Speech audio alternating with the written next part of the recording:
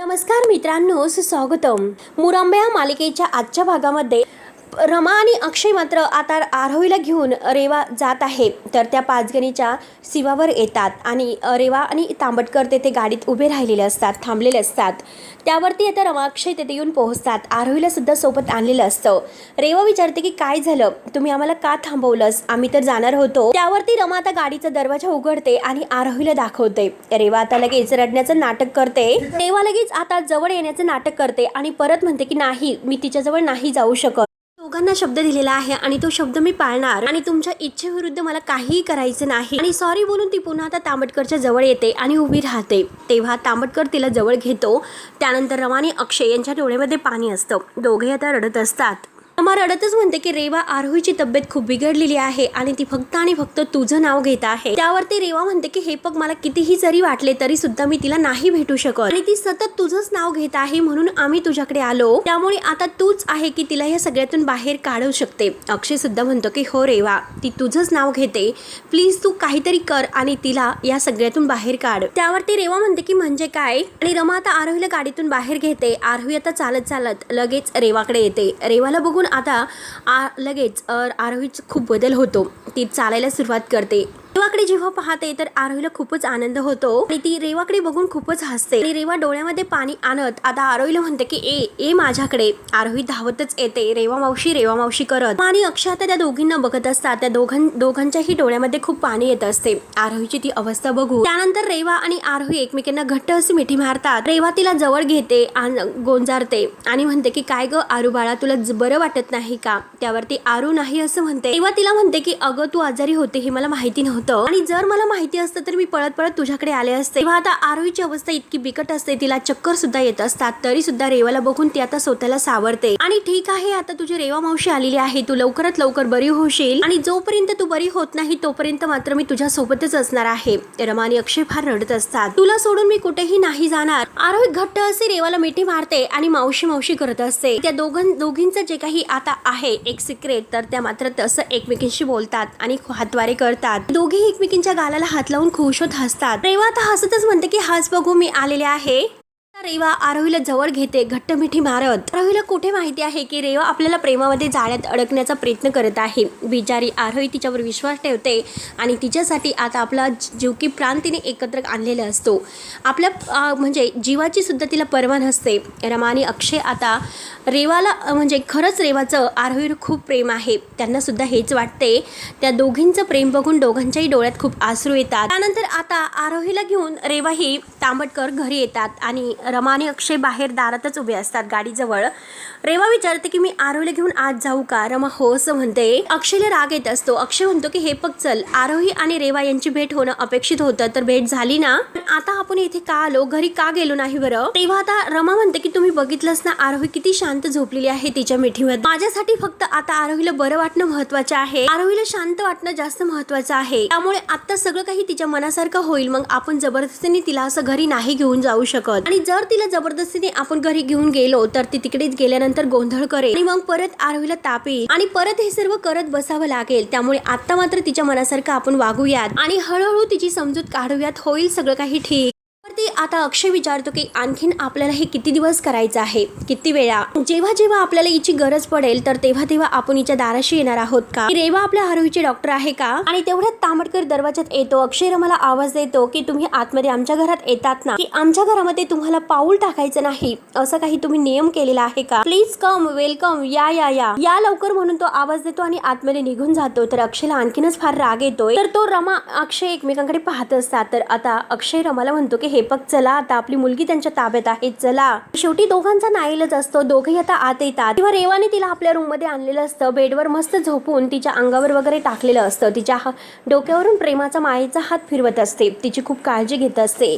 रमा आणि अक्षय रूम मध्ये येतात आणि हे सर्व पाहून आता दोघांच्याही डोळ्यात पाणी येते. म्हणते की हे बघ बाळा, काळजी करू नकोस, माझी आरोही आता लवकर बरी होणार आहे, म्हणून तिच्या डोक्यावरून हात फिरवत असते. मावशी आहे ना तुझ्या बरोबर. तेवढ्याच चंदा मात्र आरोहीसाठी काहीतरी खायला घेऊन येते आणि रेवाला म्हणते की ताई साहेब. आणि आता मात्र ते खाण्याचं बाजूला ठेवलेलं असतं आणि गरम पाण्याच्या ज्या पट्ट्या आहेत तर रेवा त्या मिठाच्या पाण्याच्या पट्ट्या आरोहीच्या डोक्यावर ठेवत असते. आणि अक्षय हे सर्व पाहत असतात. आणि रेवा एक एक पट्टी मात्र आता बदलत असते आणि आरोहीच्या डोक्यावरून हात फिरवत असते आणि रेवा आता रमाच्या जवळ येऊन उभी राहते आणि रमाला म्हणते की तिला आता बरं वाटेल. असे काही मनाने ती खूप खसली होती, त्यामुळे तिचं शरीर खूप साथ देत नव्हतं, पण सगळं काही आता व्यवस्थित होईल. आणि हे ती म्हणत होती की मला रेवा मावशीला भेटायचं आहे. मग तिला इतका त्रास होत असताना तुम्ही का मला तिला भेटून दिलं नाही? कसं असतं की अगदी कधी कधी रक्तापेक्षा सुद्धा मायेचे आणि मैत्रीची ऊब जास्त असते. तेव्हा आता अक्षय हे सर्व ऐकतो आणि म्हणतो की रक्ताचे डाग तर कधी कधी पुसता येतात, परंतु त्या कटू आठवणी मात्र कधी कधी पुसत नसतात. शांतपणे आता अक्षयकडे पाहत असते. अक्षय पुढे म्हणतो की जी बाई माया ममता याचं लेक्चर झाडत आहे, तिने काही वर्षापूर्वी मात्र काय काय धंदे केलेले आहेत ते खरंच काही विसरता येणार नाही. रेवा लगेच आता आरोहीच्या जवळ येते आणि तिची पट्टी वगैरे बदलते. अक्षय आणि रमा पाहत असतात. तेवढ्यात तांबटकर आत येतोय आणि तांबटकर अक्षयला म्हणतो की कधी कधी आता मनावरच्या जखमा भरून काढण्यासाठी वेळ हाच एक उत्तम पर्याय असतो. तुम्हाला माहित असणारी जुनी रेवा आणि आजची ही रेवा दोघेही वेगळे आहेत हे तुम्हाला जाणवलं तर असेलच, कारण रेवाच्या वागण्यावरून तुम्हाला ते समजत सुद्धा असेल. आणि हे बघा सगळं काही असून द्या, मला असं वाटतं की या दोघींना एकत्र वेळ घालून द्या, त्यांच्या विश्वात रमू द्या. आपण जरा बाहेर वाट बघूयात. आणि अक्षयला म्हणतो की चल अक्षय. तेव्हा अक्षय आणि तांबटकर बाहेर जातात. अक्षय रागतच असतो. तेव्हा आता रमा ही रेवाला म्हणते की तुझे आभार कसे मानू तेच मला नाही कळत, तू जर नसती तर आज काय झालं असतं. तेव्हा रेवा म्हणते की हे बघ रमा, मी समजू शकते, तू सुद्धा एक आई आहेस आणि आरोहीला जो काही त्रास होतोय तो त्रास बघून मात्र तुला सुद्धा खूप त्रास होत असेल हे मी समजू शकते. मात्र माझ्याकडून खूप काही चुका झाल्या होत्या, परंतु प्लीज पुन्हा नव्याने सगळं काही जुळून घे प्लीज. आणि प्लीज रमा, माझ्यावरती विश्वास ठेव. इथून पुढे मात्र मी कोणतीही चूक नाही होऊन देणार, ही मी खबरदारी घेईन, काळजी घेईन. आणि आरोहीकडे बघत मात्र आपला जो काही डाव आहे त्याचं रूप मात्र तिच्या डोळ्यामध्ये आता आपल्याला स्पष्ट दिसते, कारण रेवाचा हा एक खेळला जाणारा डाव असतो. आरोहीच्या मदतीने तिला पुन्हा मुकादमांच्या घरामध्ये घुसून आता रमा अक्षयला मारायचं असतं, त्यासाठी तिने हा रंगलेला इतका मोठा खेळ असतो. त्यानंतर बाहेर मात्र आता तांबटकर अक्षयला म्हणतो की थोडीशी घेणार का? अरे घे ना, बरं वाटेल. दिवसभराचा असणारा थकवा आहे तर तो एकदम नाहीसा होईल. आता चंदा सुद्धा तेथे उभी असते आणि अक्षय काही बोलत रागानेच पाहत असतो. त्यावरती आता अक्षय म्हणतो की मी नाही घेत. त्यावरती तांबटकर म्हणतो की ठीक आहे, पण थोडीशी कॉफी तरी घेतोस का? अक्षय कॉफीला सुद्धा नाही म्हणतो. आता हा विश्वनाथ तांबटकर ऐकायला तयारच नसतो. तो अक्षयला म्हणतो की नो, कारण विश्वनाथ तांबटकरला पाहुण्यांचा नकार ऐकण्याची सवय नाही. कॉफी सुद्धा कमीत कमी घ्यावीच लागेल. आणि तो चंदाला 2 कडक कॉफी आणायला सांगतो आणि अक्षयला म्हणतो की मला कळतं की तुला डायबिटीज आहे आणि कॉफी ही शुगर फ्री आणायला सांगतो. तेव्हा चंदा म्हणते की हो, आणि चंदा आज जाते. तांबटकर अक्षयला पुन्हा तेच सांगण्याचा प्रयत्न करतो की अक्षय हे बघ प्लीज आमच्यावर विश्वास ठेव. रेवा आता आहे तर ती पूर्वीची रेवा राहिलेली नाही, ही रेवा खूप बदललेली आहे. त्या जेलच्या 4 भिंतीने मात्र तिला पूर्णपणे आरसा दाखवलेला आहे, त्यामुळे ती पूर्ण बदललेली आहे. त्यावरती अक्षय म्हणतो की हे बघा तांबटकर, तुम्हाला खरंच असं वाटतं का माणसं बदलतात? नक्की बदलतात ना, की हा सगळा काही आता देखावा आहे आणि एक मुखवटा आहे ना? त्यावरती तांबटकर म्हणतो की हे बघ मान्य आहे, मला तुझी भावना समजू शकते, तुला विश्वास ठेवणं फार कठीण जाईल. तुला एक गोष्ट सांगतो की माणूस जेव्हा शुद्धीवर येतो तर तेव्हा त्याच्याकडे बदलण्याशिवाय कोणताही पर्याय नसतो. तेव्हाला मात्र तिने जे काही मागे केलेले कृत्य आहे तर त्या प्रत्येक कृत्याचा पश्चाताप झालेला आहे. गेल्या काही बऱ्याच दिवसापासून मी रेवाला पाहतोय, कारण ह्या सगळ्या प्रोसेस मध्ये रेवाने खूप काही गमावलेलं आहे. त्यावरती आता हे सर्व ऐकून अक्षय म्हणतो की आम्ही नाही गमावलं का काही असं तुम्हाला वाटतं का? त्यावरती तांबटकर म्हणतो की नाही, हे बघा मी तिची वकिली करतोय असं तुम्हाला वाटत असेल, फक्त मला तुम्हाला हेच सांगायचं आहे की फक्त तिला एक संधी मिळायला हवी. त्यावरती अक्षय आता हसतो आणि कसली संधी असं विचारतो. तिला आम्हाला आणखीन त्रास देण्याची संधी हवी आहे का? रेवा कशी आहे ते फक्त आणि फक्त आम्हाला माहिती आहे.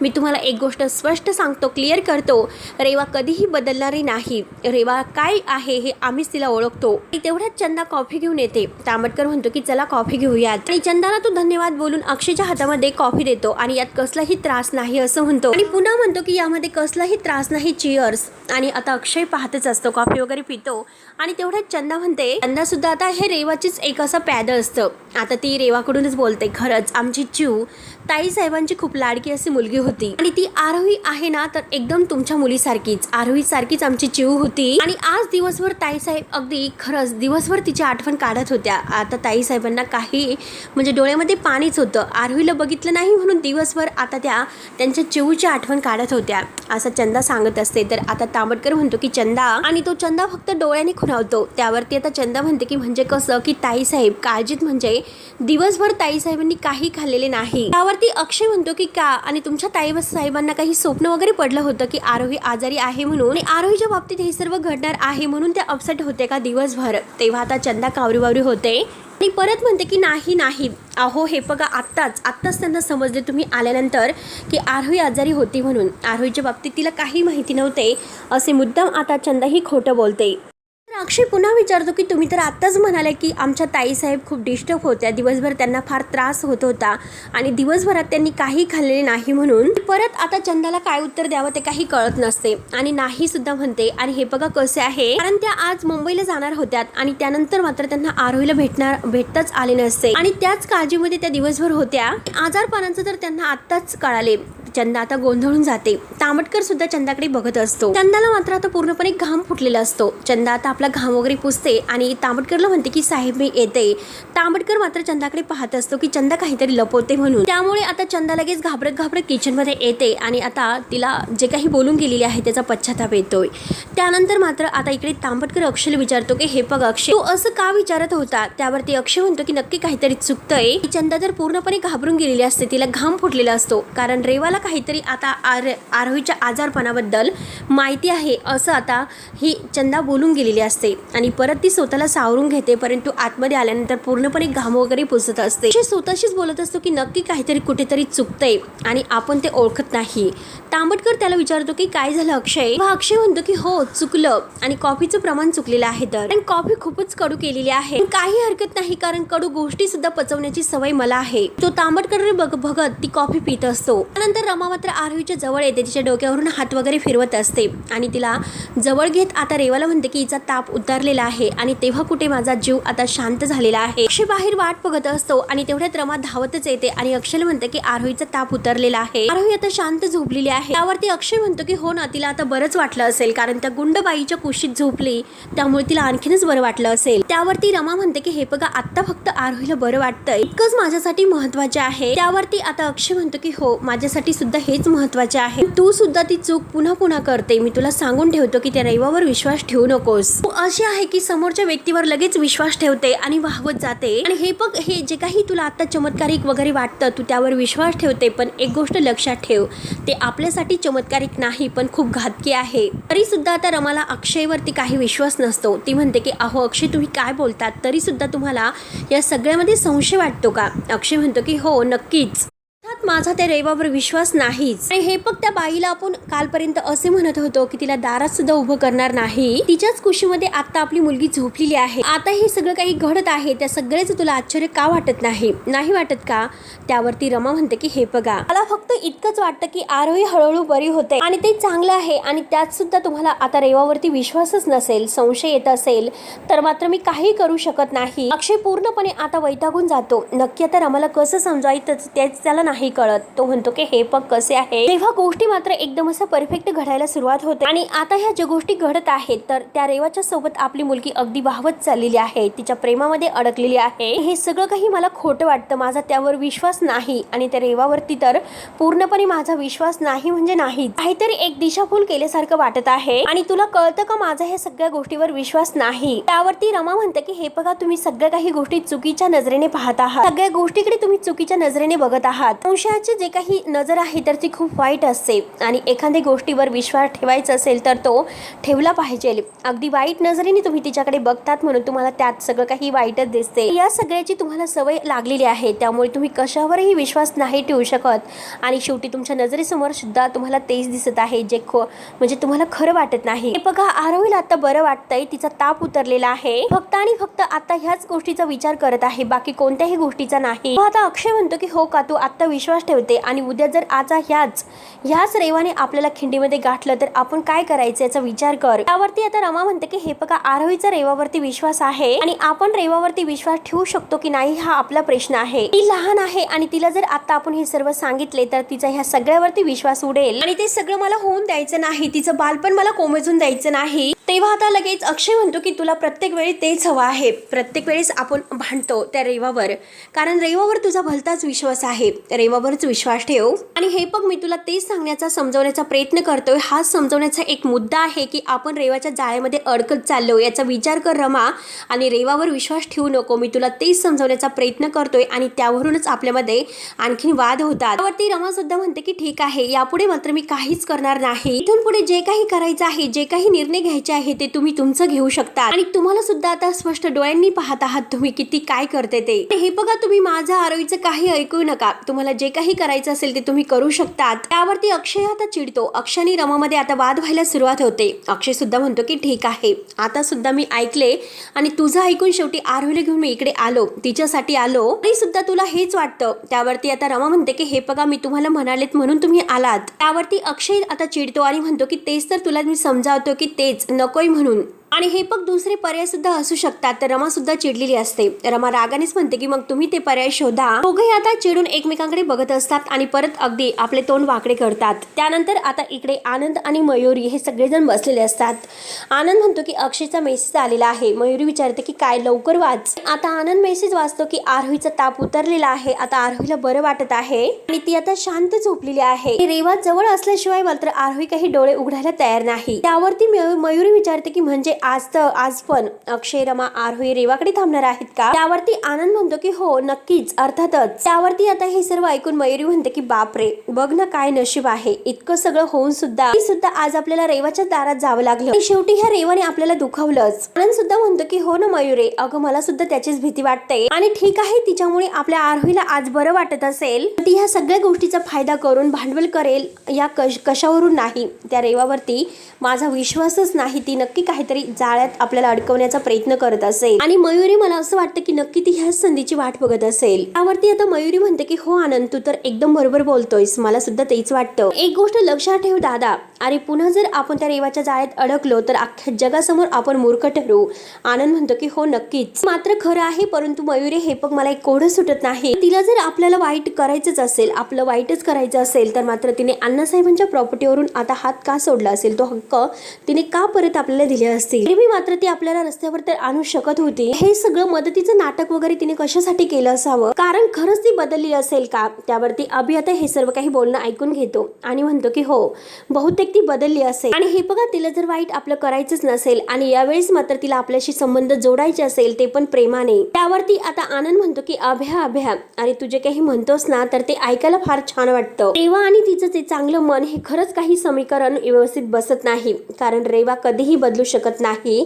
ती किती वाईट आहे हे आपण आपल्या डोळ्यांनी पाहिलेलं आहे. आणि मला आता हे सगळं जे काही सुरू आहे तर एखाद्या वादळापूर्वीची शांतता वाटते. त्यावरती आता अभि म्हणतो की म्हणजे माणसं बदलू शकत नाही, आपण डिसाईड केलेलं आहे तर, आणि हे सगळं फायनल आहे आणि आपण अगदी जुन्या नजरेनेच माणसाकडे बघत असो, तर मग आपला विश्वासच कसा बसेल आणि आपल्याला ते अगदी सहनच करावे लागेल. त्यावरती आनंद म्हणतो की ठीक आहे. आणि आनंद पुढे म्हणतो की हे बघ, तुझी ही शक्यता आहे ना, ती जर खरी ठरली आणि नक्की मात्र तुझ्या जे काही आता बोललेलं आहे तर त्याचा रिस्पेक्ट मी नक्कीच करेल. त्यावरती आता लगेच अभि म्हणतो की कॅरी ऑन. आणि हे बघ, आता मला महत्वाचं फक्त इतकंच वाटतं, आरोही बरी होणं हे आपल्यासाठी खूप महत्वाचे आहे. त्यामुळे जास्त उगाच आपण यावरती चर्चा करायलाच नको. एकतर खूप रात्र झालेली आहे, आता आपण झोपूयात. आणि गुड नाईट करून आता अभि आपल्या रूम मध्ये जायला निघतोय. आनंद आणि मयुरी त्याला गुड नाईट बोलतात आणि तो रूम मध्ये निघून जातो. तेव्हा आनंद हा मयुरीला खुणावतो की नक्की काय. त्यानंतर अक्षय इकडे असाच सोफ्यावर बसलेला असतो. त्या डुकला लागून गेलेला असतो आणि तेवढ्यात त्याला जाग येते आणि तेवढ्यात तो लगेच आरोही करत धावतच रूम मध्ये येतो. रूम मध्ये फक्त आता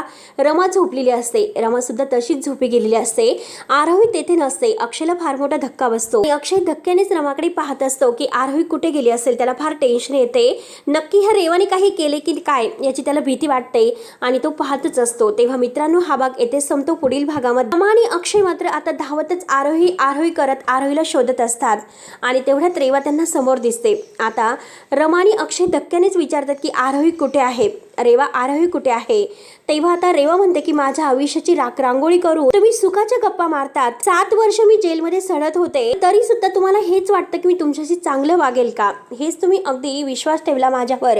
आता रेवाचं हे रूप बघून मात्र रमा आणि अक्षयला धक्काच बसतो. ते डोक्याला हात लावून बसतात. तेव्हा आता रेवा म्हणते की मी आरोहीला अशा ठिकाणी पाठवलेलं आहे की तेथून येण्याचा रस्ता आता बंद झालेला आहे. आता हे सर्व काही ऐकून अक्षयला फार राग येतो आणि रमाला सुद्धा. दोघेही मात्र आता रडत असतात. तर रेवा पुढे म्हणते की तुम्ही फक्त आणि फक्त तिच्या आठवणीत रडत रडत बसताल आयुष्यभर। रेवा मात्र आता जोरजोराने हसत असते आणि रमा आणि अक्षय धक्क्यानेच आता ह्या रेवाकडे पाहत असतात। नक्कीने आरोहीला काय केले, आपली आरोही कुठे असेल? आणि रेवा तर जोरजोराने टाळ्या वाजवत हसत असते। आता अक्षयला धक्काच बसलेला असतो। अक्षयला आता आरोही कुठे आहे हे शोधायचं असतं। नक्की ह्या रेवाने आरोहीच्या सोबत काय केलं असेल, म्हणून आता पुन्हा एकदा रेवाने तिचं खरं रूप दाखवलेलं असतं। तेव्हा आता मित्रांनो, पुढे नक्की काय होतं हे बघायला विसरू नका। तोपर्यंत धन्यवाद।